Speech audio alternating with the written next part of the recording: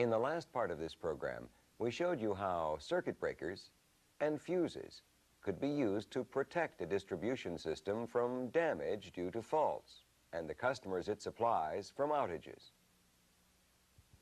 In a coordinated protection system, circuit breakers and fuses work in conjunction with one another so that a portion of the distribution system can be isolated for service while the majority of the system continues to receive electricity. This process is known as sectionalizing. Circuit breakers and fuses are not the only devices that can be used to protect distribution systems from damage due to faults. Many systems also use reclosers and sectionalizers for fault protection. This is an example of a three-phase recloser connected to a distribution feeder. A recloser is an automatic switch that can interrupt or establish the flow of electricity through a distribution line. Reclosers differ from circuit breakers in that they are generally smaller and light enough to be mounted on distribution poles. Some power companies use reclosers in place of circuit breakers in their distribution systems. In other cases, both circuit breakers and reclosers may be used. Another protective device that is generally used in conjunction with reclosers is a sectionalizer. A sectionalizer, like a recloser, is also basically a switch. The difference between a sectionalizer and a recloser is that most sectionalizers cannot open an energized line. In most cases, a line must be de-energized before the sectionalizer can open.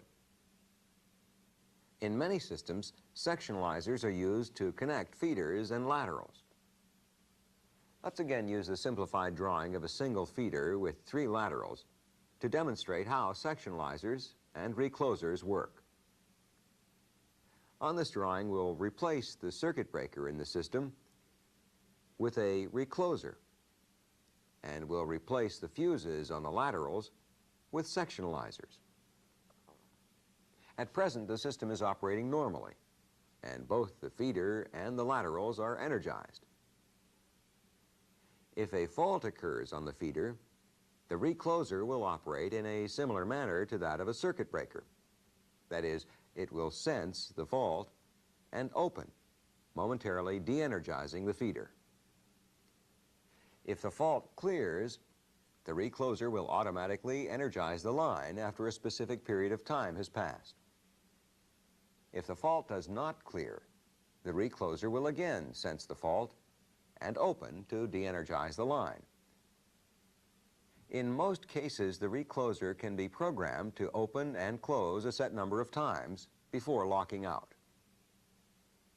Once a recloser has locked out, substation or T&D personnel must clear the fault and reset the recloser before the feeder can be energized. Sectionalizers are used to connect laterals to feeders to provide fault protection. However, if a fault occurs on a lateral protected by a sectionalizer, a different process is used for sectionalizing. In this case, if a fault occurs on this lateral, the recloser will sense the fault and open, de-energizing the feeder. If the fault clears, the system will be returned to normal. However, if the fault continues, the recloser will again open, and it will remain open for a longer period of time. This time delay is enough to cause the sectionalizer to open, isolating the faulted lateral. When the recloser again energizes the line, service is restored to the feeders and all but the faulted lateral. What we've just demonstrated is a second example of sectionalizing. The basic difference between using circuit breakers and fuses for sectionalizing, or reclosers and sectionalizers, is whether or not the feeder is energized when a faulted lateral is isolated.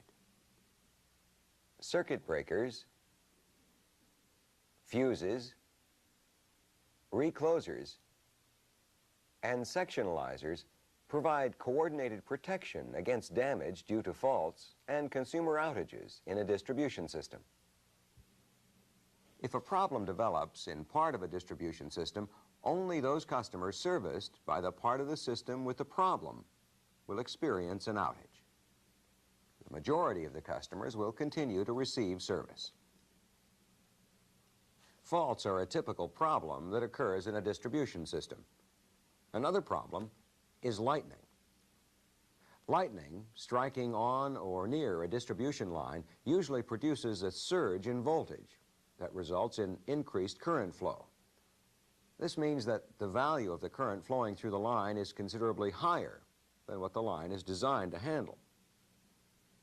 If the increased current flow is allowed to reach a piece of distribution equipment, the equipment may be seriously damaged. To prevent this from happening, many systems use surge arresters to protect their equipment. Here, a surge arrestor is mounted on the side of a distribution transformer. A surge arrestor is a device that provides a current flow path to ground under abnormal conditions. In this illustration, the surge arrestor is connected to the primary bushing by a wire. Inside the surge arrestor are a series of gaps. Normal distribution voltage is not high enough to cause current flowing through the line to jump the gaps and flow to ground. However, a voltage surge created by lightning striking on or near the line causes current to jump the gaps. With this type of system, excessive current is directed around distribution equipment to ground, while normal current is allowed to flow through the distribution equipment. Another method of protecting a distribution system from the effects of lightning is a static wire. A static wire is a cable that runs along the top of many utility poles. Static wires are grounded and provide what is termed a cone of protection for a distribution system. Lightning striking in the vicinity of the cone follows the path of least resistance to ground.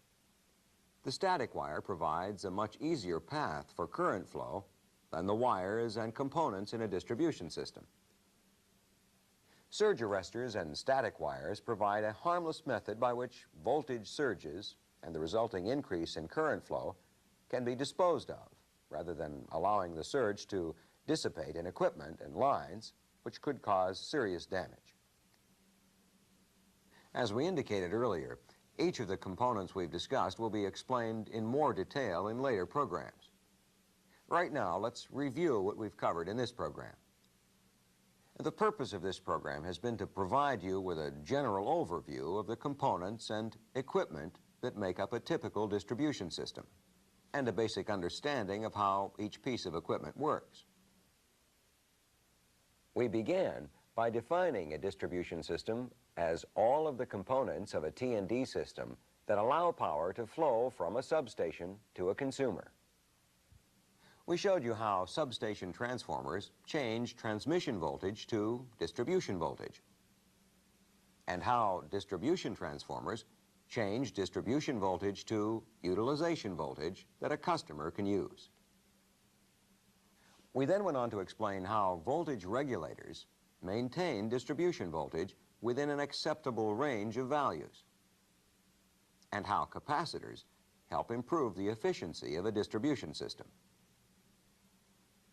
Then we showed you how feeders, laterals, and service drops link the substation with the consumer in a variety of ways.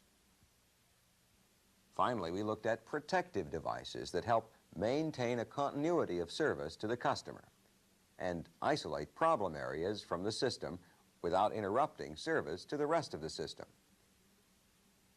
And we showed you how surge arresters and static wires provide protection from the effects of lightning.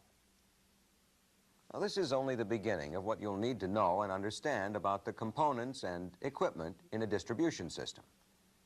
In later programs, you'll look at each component in specific detail.